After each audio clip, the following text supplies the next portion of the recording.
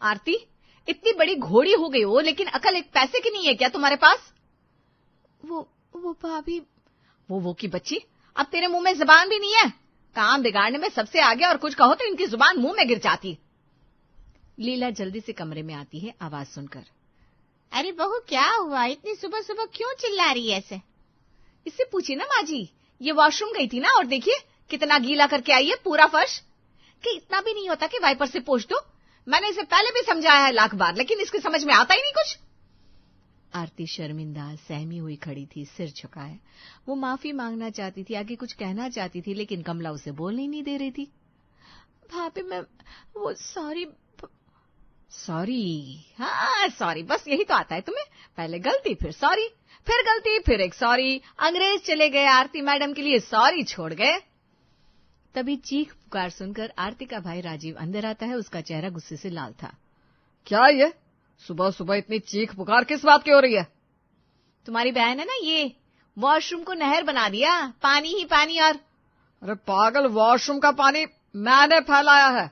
आरती के बाद मैं गया था नहाने, जल्दी में ऐसे ही निकल आया, आरती ने नहीं किया है।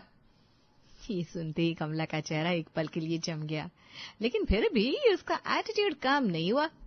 ठीक है, आज तो तुमने किया होगा, लेकिन ये हमेशा ऐसा ही करती है। और अगर अभी मैंने इसे चिल्ला दिया तो क्या बड़ी बात हो गई? बड़ी हूं मैं, इससे बोलना तो आता नहीं कि मैंने नहीं किया। आरती की आंखों में पानी आ गया, वो और सहम गई। देखो इसे, विक्टिम बनी खड़ी है। बस यही तो इसका काम है, साबित करना चाहती थी मेरी भाभी पागल है, फालतू में चिल्लाती है। इतना कहकर कमला तमतमाते हुए अपने कमरे में चली गई। आरती, जाकर नाश्ता बना ले। तेरी भाभी तो कुछ न कुछ बोलती रहती है, उसकी बात को दिल पर मत ले बेटा। जी मम्मी। आरती ने नाश्ता बनाया, पराठे, दही, अचार, सब कुछ बिल्कुल ठीक था। राजीव और लीला को नाश्ता बहुत अच्छा लग रहा था। वाह बहन, आज के पराठे तो जबरदस्त बने। हाँ बेटा, आरती ने खूब मेहनत की है। मेरी बच्ची ससुराल में सबको बहुत खुश रखेंगी। तभी कमला डाइनिंग टेबल पर आकर बैठी। उसने एक नजर थाली पर डाली और उसका चेहरा तमतमा गया। उसने देखा कि पराठे आलू के नहीं बल्कि सादे हैं। क्या है ये सादे पराठे किसके लिए? बोला आरती। भाभी, आज सादे बनाए हैं, आलू खत्म हो गए थे। झूठ, कल शाम तो आलू थे। तुमने जानबूझकर नहीं बनाए। तुम्हें पता है मैं सादे पराठे नहीं खाती, लेकिन तुमने जानबूझकर बना दिए। क्यों? क्योंकि मैंने अभी तुम्हें थोड़ा सा सुना दिया था ना, तो तुम मुझसे बदला ले रही हो। अरे बहू, कोई बात नहीं, आज यही वाले पराठे खा लो ना, बहुत अच्छे बने। अरे कमला, चक्कर तो देखो। नहीं, मैं नहीं खाऊंगी। और यार इसने जानबूझकर ऐसा किया है।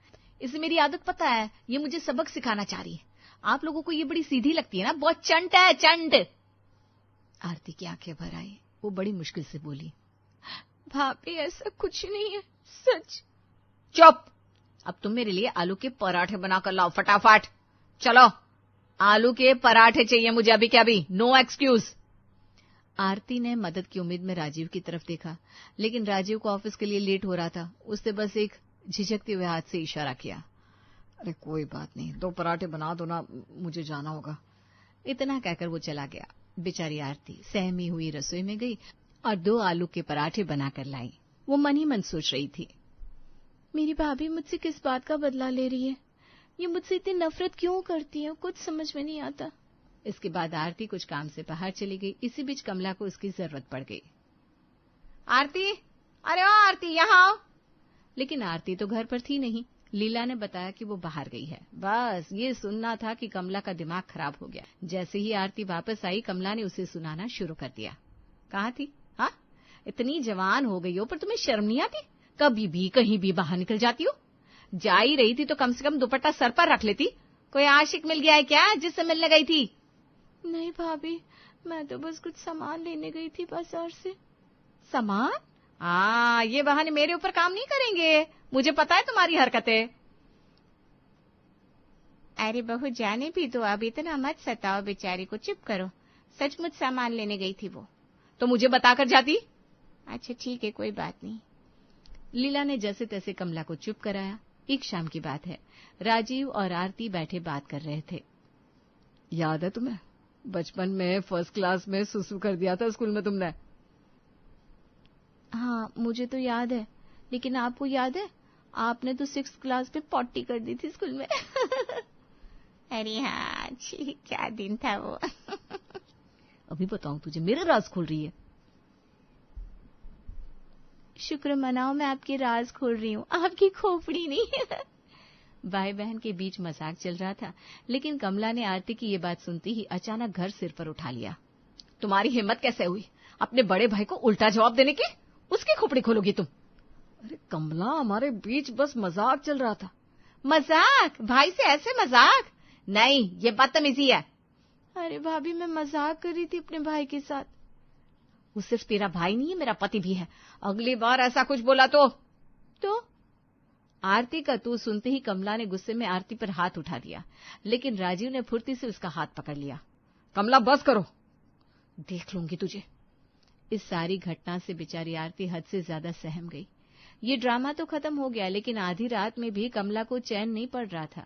उसे आरती पर गुस्सा आ रहा था, और वो भी इसलिए कि वो उसे थप्पड़ नहीं मार पाई। ऐसा आरती को मैं चैन से जीने नहीं दूंगी, अभी इसकी नींद खराब करती हूँ। वो उठी और उसने कुछ बर्तन गंदे करके किचन सिंक में डाल दिए, और फिर जाकर आरती के कमरे का दरवाजा बुरी तरह से खटखटाने लगी। आरती, उठ, जल्दी उठ। आरती हड़बड़ाकर उठी, उसने दरवाजा खोला। क्या हुआ भाभी, क्या बात है? क्या हुआ? तुझसे इतना नहीं होता कि किचन साफ करते? बर्तन पड़े हुए अभी तक।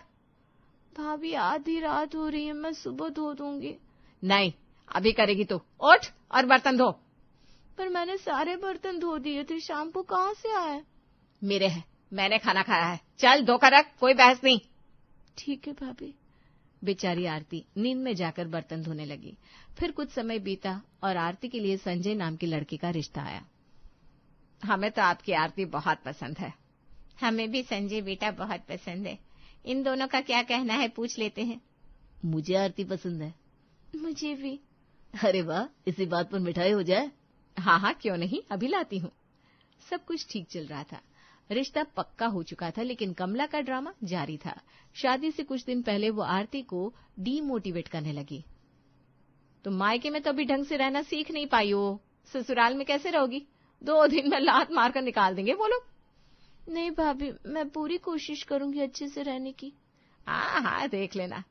जैसा रवैया तुम्हारा मेरे साथ है ना, अगर वैसा ही रहा तो तुम्हारा पति तुम्हें खुद छोड़कर चला जाएगा। यहाँ घर गृहस्थी बच्चों का खेल समझती हो क्या? तभी लीला वहां आ गई। उसने कमला की बात का अंदाजा लगा लिया। उसने आरती को गले लगाकर कहा, मेरी बच्ची बहुत अच्छी बहू बनेगी, मुझे पूरा विश्वास है। किसी की बातों में मत आना, तू बहुत अच्छी लड़की है। जी मम्मी। मैं तो बस दुनिया की असलियत समझा रही थी। हाँ हाँ, पता है, रहने दे। कुछ महीने बाद आरती की शादी हो गई। विदाई के समय वो रोते रोते अपनी मम्मी और भाई दोनों को गले लगा रही थी। मम्मी भैया, मैं आप लोगों को बहुत मिस करूंगी। हाय मेरी बच्ची, तू हमें छोड़कर जा रही है, हमें यकीन नहीं हो रहा। सच में। वो कमला को गले लगाना नहीं चाहती थी, लेकिन कमला ने जबरदस्ती उसे खींचकर गले लगा लिया और उसके कान में फुसफुसाया, बेटा सुधर जाना, वरना बहुत जल्द वापस आओगी मायके। और गंवार मायके लौटने वाली लड़कियों से दोबारा कोई शादी नहीं करता। आरती हैरान रह गई। उसका दिल धड़क रहा था। वो गहरी सांस लेकर डरी हुई अपने ससुराल के लिए चली गई। ससुराल पहुंचने पर वहां उसका बहुत अच्छा स्वागत हुआ। उसके पति संजय, उसकी सास चित्रा, ससुर राजेश और ननद संजना, सबने उसे बहुत प्यार दिया। मैं तुमसे शादी करके बहुत खुश हूँ। तुम बहुत प्यारी और खूबसूरत हो। मैं भी आपको बहुत पसंद करने लगी हूँ। ईश्वर से प्रार्थना है कि सब कुछ अच्छा रहे। लेकिन ये सब ऊपर ऊपर से हो रहा था। आरती के मन में बस यही चल रहा था कि उसे बिल्कुल परफेक्ट बहू बनना है, वरना उसे यहाँ से निकाल दिया जाएगा। उसकी भाभी की बातें उसके दिमाग में गूंज रही थी। हे भगवान, मेरी मदद करना, मैं वापस नहीं जाना चाहती। अगली सुबह वो सुबह के 5 बजे ही उठकर बैठ गई और फटाफट नहाकर किचन में घुस गई। संजय की आंख खुली तो उसे देखा बगल वाली जगह खाली है। वो बाहर निकला। किचन की ओर से आवाज आ रही थी, अरे पगली, क्या कर रही हो? इतनी सुबह सुबह क्यों नाश्ता बना रही हो? और तुम इतनी जल्दी नहा भी ली? किस बात की जल्दी है? कहीं भाग रही हो क्या? नहीं, ये मेरे ससुराल का पहला दिन है ना, तो मुझे यहाँ जल्दी उठना चाहिए, सबको परेशानी ना हो। Aarti, are you serious right now? तभी चित्रा भी किचन में आ गई। उसने ये देखा और हंसकर बोली, अरे बावली लड़की, तुझसे किसने कहा ये करने को? मैंने सोचा जल्दी। जल्दी का मतलब इतनी जल्दी भी नहीं होता कि 5 बजे नाश्ता बनाने लगोगी। आराम से उठो भाई, 7-8 बजे, अभी तो सब सो रहे हैं। आरती बहुत घबराई हुई थी। उसकी आंखों में डर साफ झलक रहा था, मानो उससे कोई बहुत बड़ी चूक हो गई हो। ठीक है, मैं बाद में बना लूंगी। अगले दिन की बात है। आरती ने चित्रा से पूछा कितना खाना बनाना है।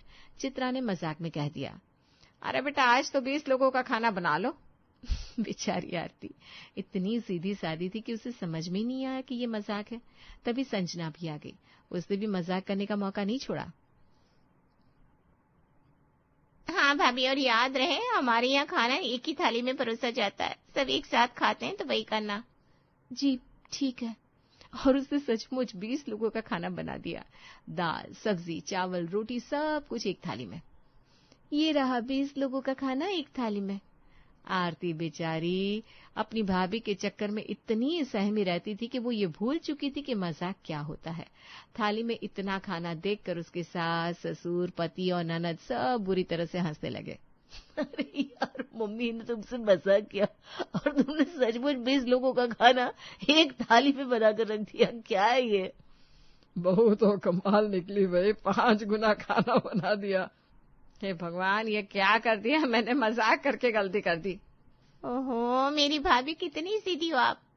जैसे ही आरती को एहसास हुआ कि उससे गलती हो गई है, वो अचानक बहुत ज्यादा घबरा गई। उसकी आंखों में आंसू आ गए, उसका चेहरा सफेद पड़ गया। मुझे लगा, माफ करना, मैंने सोचा। ये देखकर संजय एकदम सीरियस हो गया। वो उसके पास जाकर उसे गले लगाकर बोला, अरे क्या हुआ है आरती, तुम रो क्यों रही हो? ये मजाक था और कोई बात नहीं। अगर तुम्हें समझ में नहीं आया और तुमने बना दिया तो कोई बात नहीं, हम गरीबों में बांट देंगे खाना, इसमें इतना डरने वाली क्या बात है। लेकिन आरती लिटरली कांप रही थी। उसे ऐसा लग रहा था कि अब उसे घर से निकाल दिया जाएगा। ये देखकर चित्रा, राजेश, संजना और संजय सबने प्यार से समझाया कि परेशान ना हो, सब ठीक है। इट्स ओके बेटा, काम डाउन। भाभी चिल, कोई कुछ नहीं कह रहा है, आप रोना बंद करो। अरे मैं तो आज तेरी वजह से इतना खुलकर हंसा हूं और तू रो रही है। आरती बड़ी मुश्किल से खुद को संभाल पाई। एक दिन बाहर सब्जी वाला आया और वो सब्जी लेने बाहर चली गई और सिर पर पल्ला रखना भूल गई। तभी अचानक संजय ने उसे आवाज लगाई, लेकिन वो बाहर होने की वजह से सुन नहीं पाई। भाभी, आपको आपके पतिदेव बुला रहे हैं, अंदर आइए। ये सुनते ही आरती को अचानक एहसास हुआ कि वो बिना पूछे बाहर आ गई है और सिर पर पल्ला भी नहीं लिया। अब वो इतना ज्यादा घबरा गई कि कांपने लगी। घर में आते ही वो उसके पैरों में गिर गई और माफी मांगने लगी। माफ कर दीजिए, मैं बिना बताए बाहर चली गई, मैंने पल्ला नहीं लिया, मुझसे बहुत बड़ी गलती हो गई। अरे पगली, क्या कर रही है तू? मैंने तो सिर्फ इसलिए तुझे बुलाया था कि मुझे मेरा मोबाइल नहीं मिल रहा है, कहाँ है? आपके पॉकेट में था, जो पैंट पहने थे उसमें। संजय को मोबाइल तो मिल गया, लेकिन अब वो सोच में पड़ गया कि ये ऐसी क्यों है, जरा जरा सी बात पर इतना क्यों डर जाती है। उसने अपनी सास लीला को फोन लगाया और हालचाल के बाद उनसे पूछा, मम्मी आरती को कोई परेशान करता था क्या? वो बहुत डरी डरी रहती है। नहीं बेटा, वैसा तो कोई नहीं है, लेकिन हाँ, इसकी भाभी बहुत डांटती रहती थी इसे, हर छोटी बात पर चिल्लाती रहती थी, पर वो भी भलाई के लिए करती थी। क्यों, क्या हुआ? नहीं, कुछ नहीं। संजय को समझ में आ गया कि आरती की भाभी के चलते उसे ट्रॉमा हो रखा है। उसने अपनी पत्नी को हील करने का जिम्मा उठा लिया। आरती, आज से तुम हम सबका डाइट प्लान बनाओगी। हम बिना सोचे कुछ भी खा लेते हैं। आज से तुम बताओगी, क्योंकि तुम इस घर की मालकिन हो। मैं मुझे कुछ नहीं सुनना। आरती ने सबके लिए डाइट प्लान तैयार किया और सबको बताया तो सब खुश हो गए। थैंक यू भाभी, मुझे तो पता ही नहीं था मुझे प्रोटीन की जरूरत है, मैं तो बस कार्ब्स ही खाती रहती हूँ। अब से सब लोग आरती का बनाया प्लान फॉलो करेंगे। Okay, done. ओके भाई। आरती को बहुत अच्छा लगा कि उसका पति उसे इतनी बड़ी अथॉरिटी दे रहा है और बाकी सब भी उसकी बात मान रहे हैं। फिर एक दिन संजना ने आरती की एक कीमती लिपस्टिक लगाते हुए तोड़ दी। आरती घबराकर कुछ कह ना सकी। क्या हुआ, लिपस्टिक टूट गई? हाँ भैया, गलती से हो गया। संजय ने आरती की तरफ देखा और कहा, उसे डांट लगाओ, इसने गलती की है। आरती डर गई। वो डांट खाने वालों में से थी, खिलाने वालों में से नहीं। लेकिन संजय के कहने पर उसने हिम्मत बटोरी। संजना, ये ठीक नहीं हुआ, मेरी चीज बिना पूछे इस्तेमाल करना और तोड़ देना, ऐसा नहीं करना चाहिए। सॉरी भाभी, कान पकड़ती हूँ, आगे से ऐसा नहीं होगा। इसी तरह एक दिन संजय उसे रेस्टोरेंट ले गया। वेटर गलत ऑर्डर ले आया। आरती वो गलत ऑर्डर भी खाने को तैयार थी। नहीं, अपने लिए आवाज उठाओ वरना मैं यहां से चला जाऊंगा। आरती ने हिचकिचाते हुए वेटर को वापस बुलाया। एक्सक्यूज मी, ये मेरा ऑर्डर नहीं है, मैंने ये नहीं मांगा, प्लीज इसे बदल दीजिए। आई एम सो सॉरी, अभी बदल कर लाता हूँ। वेटर ने माफी मांगी और सही ऑर्डर ले आया। आरती को अपने आप में बहुत अच्छा महसूस हुआ। उसे कॉन्फिडेंट फील हो रहा था। फिर उसी शाम, आरती मेरे लिए चाय बना दो। अभी लाई। आरती चाय लेकर आई। मैंने कब मांगी तुमसे चाय? फालतू में लेकर आ गई। अरे आपने तो। Shut up. पहले तो आरती सहम गई, लेकिन अचानक उसे गुस्सा आ गया। अब पागल हो गए हैं क्या? आपने खुद मांगी थी, अब मुंह पर झूठ बोल रहे हैं। तुम मुझसे जुबान लड़ाओगी? हाँ लड़ाऊंगी, क्योंकि आप गलत हो। ये सुनकर संजय अचानक खिलखिलाकर हंसने लगा। यही तो चाहता था कि तुम गलत के खिलाफ बोलो, चाहे मैं ही क्यों ना गलत हूं। अब तुम बदल गई हो आरती। ओह, तो ये एक टेस्ट था।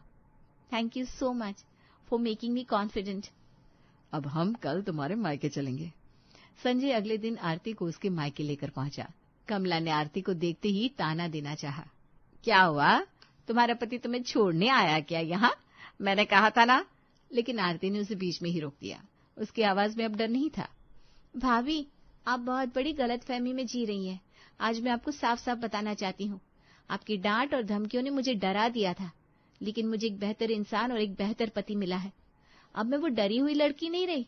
आप अपनी गलतफहमी से बाहर आ जाइए, और अगर आपने मेरे पति के सामने भी बकवास करनी चाहिए तो अच्छा नहीं होगा।